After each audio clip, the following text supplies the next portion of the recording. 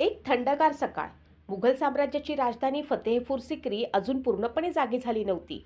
राजवाड्याच्या उंच मनोऱ्यावरनं सूर्याची पहिली किरणे हळूहळू खाली उतरू लागली होती. दरबारातील सेवक आपल्या कामात गुंतले होते, सैनिक पहारा देत होते. राजवाड्याच्या अंगणात मोर नाचत होते. पण त्या दिवशी सम्राट अकबराच्या चेहऱ्यावर नेहमीसारखं तेज नव्हतं. त्याच्या डोळ्यात एक विचित्र अस्वस्थता होती.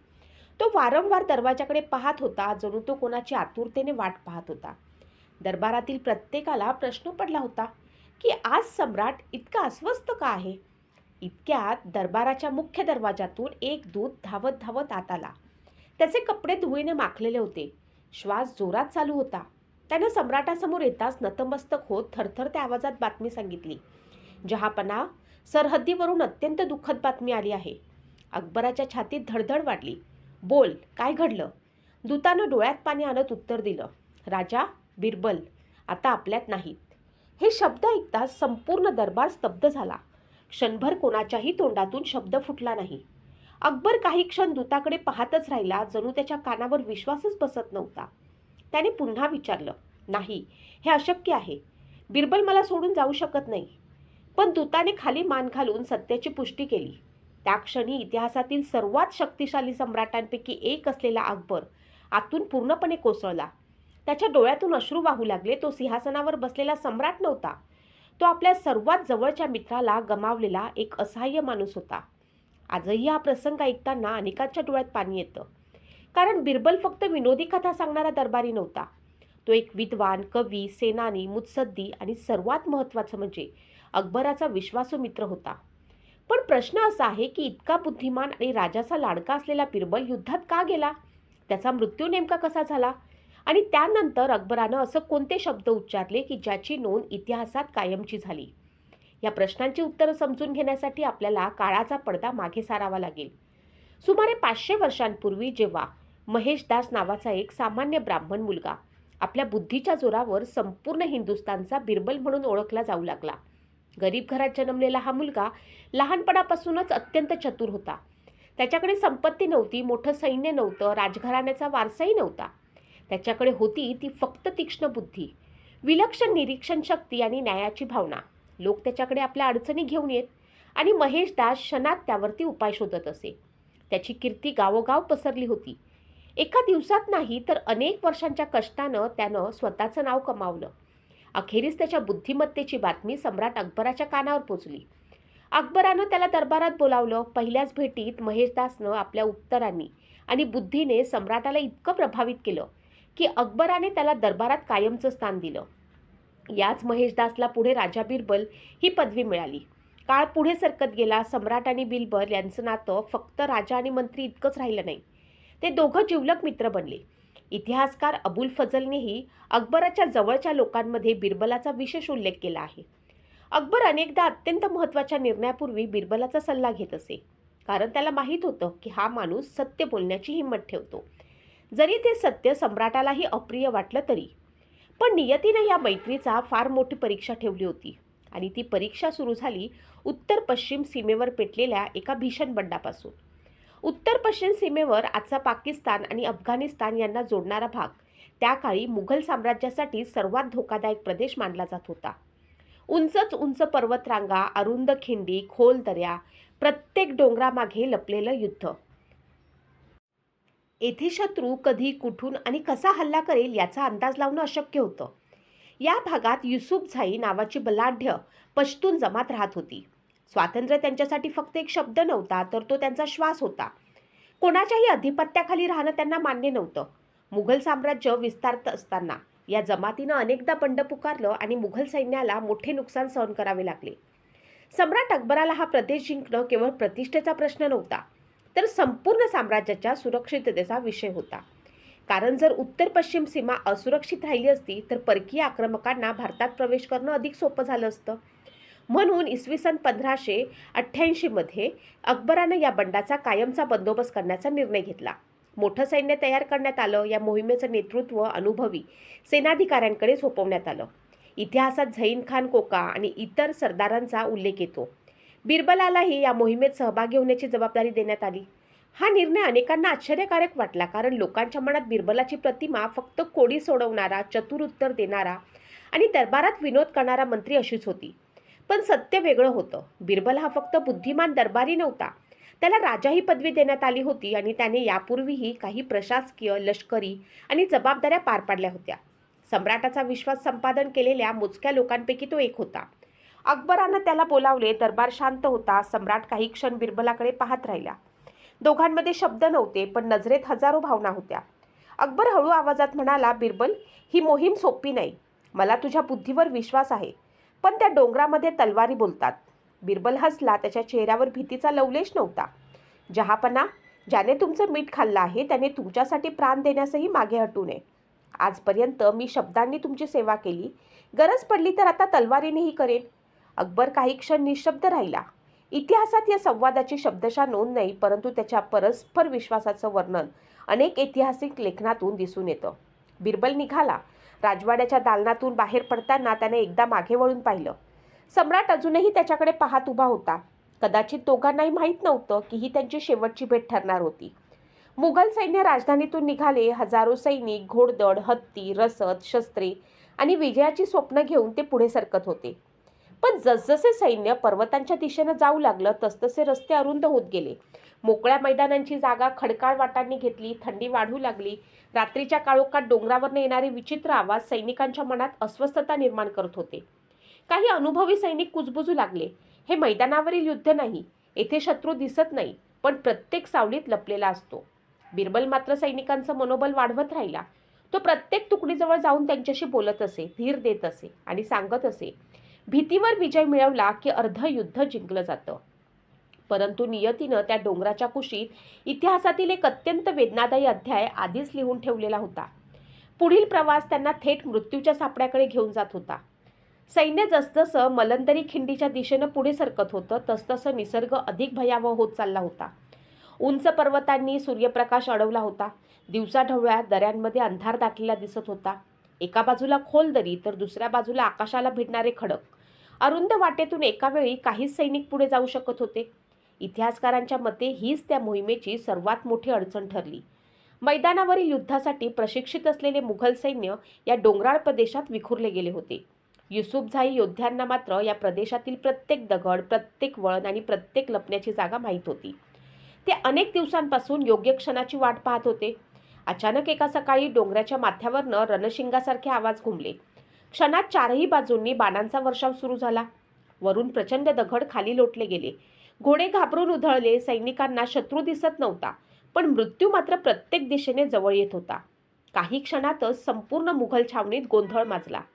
कोण कुणाला आदेश देत आहे, कोण कुठे लढत आहे हेच समजेनासं झालं. इतिहासात या अचानक झालेल्या घातपाताचा उल्लेख अत्यंत भीषण पराभव म्हणून केला जातो. बिरबल त्यावेळी मागे हटला नाही. त्यानं आसपासच्या सैनिकांना एकत्र करण्याचा प्रयत्न केला.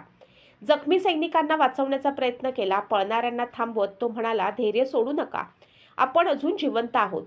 पण परिस्थिती हाताबाहेर गेली होती. डोंगराच्या माथ्यावरनं येणारे हल्ले थांबत नव्हते. अनेक सैनिक खोल दऱ्यांमध्ये कोसळले. अनेक जण तलवारीने लढत लढत शेवटचा श्वास घेत होते. बिरबल स्वतः रणांगणात उतरला. तो केवळ राजदरबारी विद्वान नव्हता, तर आपल्या सम्राटाशी केलेल्या निष्ठेची शपथ पाळणारा योद्धा बनला होता. त्याच्या सभोवताली अनेक सैनिक एकामागून एक कोसळत होते. तरीही तो मागे फिरला नाही. इतिहास बिरबलाच्या शेवटच्या क्षणाचं अचूक वर्णन देत नाही. त्याच्या मृत्यूची नेमकी पद्धत कोणत्याही समकालीन स्तोत्रामध्ये स्पष्ट नाही, परंतु एवढे निश्चित मानले जाते की त्या भीषण घातपातात तो वीरमरण पावला. त्याचे पार्थिवही मुघल सैन्याला सापडले नाही. युद्ध संपले तेव्हा रणांगणावर मृतदेहांचा ढीग पडला होता. अनेक जखमी सैनिक वेदनेने तडफडत होते. जिवंत बचावलेले सैनिक राजधानीकडे परत निघाले, पण त्यांच्या चेहऱ्यावर विजय नव्हता. फक्त पराभव, भीती आणि दुःख कोरलेलं होतं. जेव्हा हे सैनिक फतेहपूर सिक्रीत पोहोचलं तेव्हा संपूर्ण दरबाराला त्यांच्या चेहऱ्याकडे पाहून काहीतरी भयंकर घडल्याची जाणीव झाली. एक दूत थरथरत अकबरासमोर उभा राहिला. त्यानं शांतपणे सांगितले, जहापना, राजा बिरबल आता परत येणार नाही. हे ऐकताच अकबरानं काही क्षण एकही शब्द उच्चारला नाही. त्याच्या डोळ्यासमोर अनेक आठवणी तरळू लागल्या. दरबारातील हशा, कठीण प्रसंगात दिलेले बिरबलाचे सल्ले, रात्री उशिरापर्यंत चाललेल्या चर्चा आणि प्रत्येक संकटात खंबीरपणे सोबत उभा असलेला मित्र. त्या क्षणी सम्राटाने आपला मंत्री गमावला नव्हता, त्याने आपल्या आयुष्यातील सर्वात विश्वासू साथीदार गमावला होता. काही ऐतिहासिक उल्लेखानुसार अकबर अनेक दिवस अतिशय दुःखी होता. बिरबलाच्या मृत्यूचे दुःख त्याला दीर्घकाळ विसरता आले नाही. संपूर्ण साम्राज्याला आदेश देणारा सम्राट त्या दिवशी स्वतःच अश्रूंवरही आदेश देऊ शकला नाही. याच घटनेने अकबराला सत्ता, वैभव आणि सामर्थ्य यांच्याही मर्यादा जाणवून दिल्या. कारण जग जिंकणारा राजा देखील मृत्यूकडून आपल्या सर्वात प्रिय मित्राला वाचवू शकला नाही. बिरबलाच्या मृत्यूनंतर फतेहपूर सिक्रीच्या राजवाड्यातील वातावरण पूर्णपणे बदलून गेलं. पूर्वीच्या दरबारात बुद्धिमत्तेच्या चर्चा होत, विनोदाचं वातावरण हलकं होत असे, तेच दालन आता शांत झालं होतं. अनेक दरबारी रोज सकाळी नकळत त्या जागेकडे पाहत असत, जिथे बिरबल उभा राहून आपल्या शांत पण नेमक्या शब्दांनी प्रत्येक गुंतागुंतीचा प्रश्न सोडवत असे. आज ती जागा रिकामी होती. रिकामी फक्त एक जागा नव्हती, तर रिकामे झाले होते संपूर्ण दरबाराचे मन. सम्राट अकबर अनेक दिवस कोणाशीही फारसे बोलत नव्हता. इतिहासकार अबुल फजल आणि बदायुनी यांच्या लिखाणातून एवढे स्पष्ट दिसते की बिरबलाच्या मृत्यूनं अकबराला खोल मानसिक धक्का बसला होता. काही नंतरच्या कथांमध्ये असेही सांगितले जाते की अकबराने अनेक दिवस अन्न नीट घेतले नाही आणि वारंवार एकच प्रश्न विचारत राहिला, माझा बिरबल कुठे आहे? या कथेला ठोस ऐतिहासिक पुरावा नसला तरी अकबराच्या दुःखाची तीव्रता अनेक स्रोतांमधून दिसून येते. इतिहास आणि लोककथा येथे एकमेकांना स्पर्श करतात. लोकांना असे वाटत होते की सम्राट आणि बिरबल यांची मैत्री इतकी घट्ट होती की त्याचा शेवट अशाच वेदनादायक विरहाने व्हायला हवा होता. याच कारणामुळे पुढील शतकांमध्ये बिरबलाभोवती अनेक दंतकथा निर्माण झाल्या. कोणी म्हणालं की त्याचं पार्थिव कधीच सापडलं नाही कारण तो शेवटच्या श्वासापर्यंत सैनिकांना वाचवत राहिला. कोणी म्हणालं की त्यानं स्वतःचा जीव धोक्यात घालून आपल्या सहकाऱ्यांना पळून जाण्याची संधी दिली. या कथांना ठोस ऐतिहासिक आधार नाही, पण त्या लोकांच्या मनात बिरबलाबद्दल असलेल्या आदराचं प्रतीक आहे. इतिहास मात्र इतकंच सांगतो की त्या मोहिमेत मुघल सैन्याचा मोठा पराभव स्वीकारावा लागला आणि बिरबल त्या युद्धातून परतला नाही. अकबराने नंतर आपल्या सेनापतींमध्ये बदल केले. उत्तर पश्चिम सीमेवरील धोरणातही सुधारणा केल्या. त्याला समजले होते की डोंगरातील युद्ध हे मैदानातील युद्धासारखं नसतं. शक्तीपेक्षा भूगोल आणि रणनीती अधिक महत्त्वाची असते. परंतु या सर्व निर्णयामुळे साम्राज्याला फायदा झाला असेल तरी अकबराच्या मनातील जखम कधीच भरली नाही. काळ पुढे गेला, नवीन मोहिमा आल्या, नवीन विजय मिळाले, साम्राज्य आणखी विस्तारले. पण इतिहास सांगतो की अकबराला बिरबलासारखा दुसरा मित्र कधीच मिळाला नाही. दरबारात अनेक विद्वान आले, अनेक शूरसेनानी आले, अनेक कवी आले, पण बिरबलाची जागा कायम रिकामीच राहिली. याच कारणामुळे आज जवळपास 450 वर्षानंतरही लोक अकबराचे नाव घेतात तेव्हा बिरबलाचं नाव आपोआपच आठवतं. कारण काही नाती रक्ताची नसतात, ती विश्वासाची असतात. काही माणसं पदामुळे मोठी होत नाही, तर त्यांच्या स्वभावामुळे इतिहासात अमर होतात. बिरबलाकडे प्रचंड सैन्य नव्हतं, अफाट संपत्ती नव्हती, राजवंशाचा वारसाही नव्हता. त्याच्याकडे होती ती बुद्धी, प्रामाणिकपणा, निष्ठा आणि सत्य बोलण्याचं धैर्य. आणि कदाचित म्हणूनच त्याचा मृत्यूही फक्त एका दरबाराची गोष्ट नाही, तर मैत्री, कर्तव्य आणि बलिदानाची अशी कथा आहे, जी शतकानुशतकं लोकांच्या हृदयात जिवंत राहिली आहे. इतिहास आपल्याला एक महत्त्वाचा धडा देतो. सत्ता, वैभव, संपत्ती यांनी आयुष्य मर्यादित असतं, पण चांगुलपणा, विश्वास, निष्ठा यांची आठवण काळही पुसू शकत नाही. म्हणूनच आजही जेव्हा अकबर आणि बिरबल यांची नावे घेतली जातात तेव्हा लोकांना फक्त राजा आणि मंत्री आठवत नाही, तर संकटातही एकमेकांवर विश्वास ठेवणारे दोन खरे मित्र आठवतात. याच कारणामुळे इतिहासाचा अभ्यास करणारे अनेक संशोधक एक गोष्ट नेहमी अधोरेखित करतात. बिरबलाला केवळ विनोदी कथांमध्ये अडकवून पाहणं ही त्याच्यावर झालेली सर्वात मोठी अन्यायकारक गोष्ट आहे. आज अनेकांना बिरबल म्हणजे फक्त कोडी सोडवणारा, हुशार उत्तरे देणारा आणि अकबराला हसवणारा दरबारी एवढेच माहीत आहे. पण जेव्हा आपण ऐतिहासिक नोंदींचा अभ्यास करतो तेव्हा एक वेगळीच प्रतिमा समोर येते. तो संस्कृत, ब्रजभाषा आणि फारसी भाषेचा जाणकार होता. तो कवी होता, तो प्रशासन समजणारा अधिकारी होता आणि सर्वात महत्त्वाचं म्हणजे सम्राटाचा असा विश्वासू सल्लागार होता ज्याच्यावरती अत्यंत कठीण जबाबदाऱ्याही सोपवल्या जात. म्हणूनच त्याला उत्तर पश्चिम सीमेवरील मोहिमेमध्ये पाठवण्यात आले होते. काही लोक आजही विचारतात, इतका बुद्धिमान माणूस युद्धात का गेला? याचं उत्तर त्या काळातील राजकारणात दडलेलं आहे.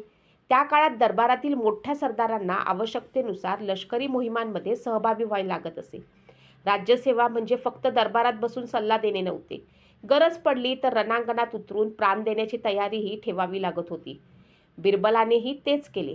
त्यानं आपल्या सम्राटावरती असलेली निष्ठा शेवटच्या श्वासापर्यंत जपली.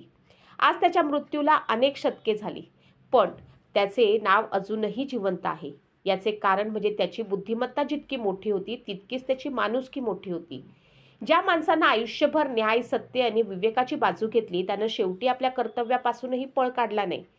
हीच त्याची जीवनाची खरी ओळख आहे. इतिहासातील प्रत्येक महान व्यक्ती आपल्याला काहीतरी शिकवून जाते. बिरबल शिकवतो की बुद्धीचा खरा उपयोग इतरांनी लेखण्यासाठी नसतो, तर त्यांना योग्य मार्ग दाखवण्यासाठी असतो. तो शिकवतो की विनोद हा कमकुवतपणाचं नव्हे, तर आत्मविश्वासाचं लक्षण असतो. तो शिकवतो की सत्य बोलण्याचं धैर्य असेल तर राजा देखील तुमचं ऐकतो.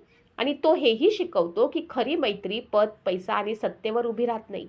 ती विश्वास, आदर आणि निष्ठेवरती उभी असते. सम्राट अकबर आणि राजा बिरबल यांची मैत्री म्हणूनच आजही अमर आहे.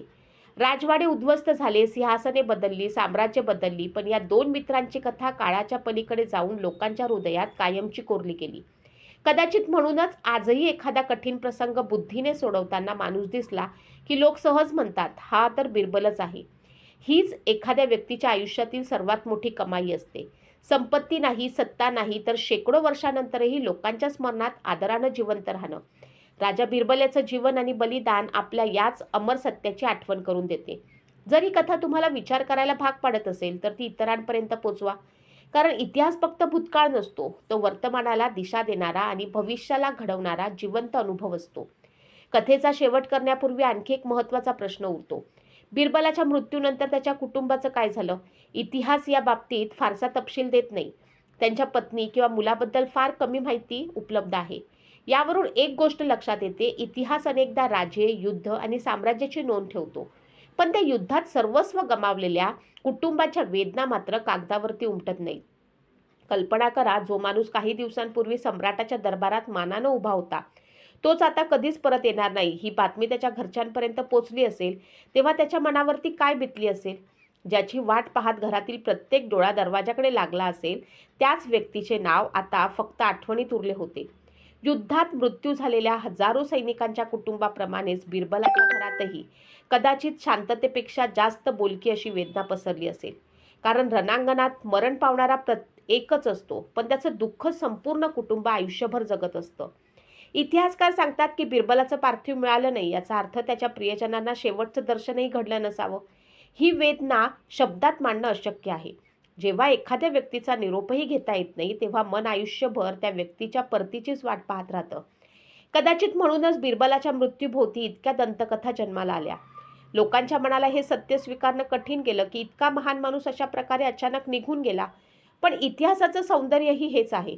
तो आपल्याला कल्पनांपेक्षा सत्याचा स्वीकार करायला शिकवतो. बिरबलाच्या आयुष्याचा खरा चमत्कार त्याच्या कोड्यांमध्ये नव्हता, तर त्याच्या स्वभावात होता. त्याने आपल्या बुद्धीचा उपयोग कधीही इतरांचा अपमान करण्यासाठी केला नाही. त्यानं विनोदाचा वापर कटुता कमी करण्यासाठी केला. त्याने सत्य सांगताना शब्दांची निवड अशी केली की समोरच्याला राग न येता विचार करायला भाग पाडले. आणि जेव्हा कर्तव्याची वेळ आली, तेव्हा त्यानं दरबारातील आराम सोडून रणांगणाची धूळ स्वीकारली. म्हणूनच बिरबलाला आठवताना आपण फक्त त्याच्या चातुर्याची नाही, तर त्याच्या ध्येयाची, निष्ठेची आणि माणुसकीचीही आठवण ठेवली पाहिजे. अनेक शतके उलटून गेली, पिढ्या बदलल्या, साम्राज्य संपली, परंतु अकबर आणि बिरबल यांची कथा आजही जिवंत आहे. कारण काही व्यक्ती आपल्या आयुष्याच्या लांबीमुळे नव्हे, तर आपल्या व्यक्तिमत्वाच्या उंचीमुळे अमर होतात. राजा बिरबल हे त्यापैकीच एक होते. त्यांनी आपल्याला शिकवले की बुद्धिमत्ता तेव्हाच महान ठरते जेव्हा ती नम्रतेसोबत असते. सत्ता तेव्हाच अर्थपूर्ण ठरते जेव्हा तिच्या मागे न्याय असतो, आणि मैत्री तेव्हाच अमर होते जेव्हा तिच्या पाया निष्ठा आणि विश्वास असतो. कदाचित म्हणूनच आजही इतिहासाच्या पानातून एक हळवा आवाज ऐकू येतो. सम्राट अकबरानं एक महान मंत्री गमावला नव्हता, त्यानं आपल्या हृदयाचा एक तुकडाच गमावला होता. म्हणूनच